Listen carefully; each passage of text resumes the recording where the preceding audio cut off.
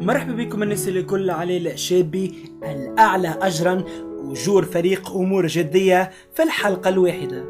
نشر صاحب قناة الحوار التونسي سامي الفهري عبر حسابه الرسمي بموقع التواصل الاجتماعي انستغرام الكرونيكور فيصل الحذيري اللي قال انه يقدر الشهرية متاعه بأكثر من 11,000 دينار في الشهر، وقد تم إثر ذلك تداول أجور فريق أمور جدية كاملا في الشهر الواحد، وهو كالتالي: علاء الشابي 20,000 دينار أي ما يعادل 5,000 دينار في الحلقة الواحدة.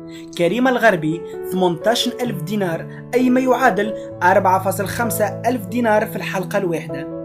بسام الحمراوي 18,000 دينار أي ما يعادل 4 ملايين ونص في الحلقة الواحدة.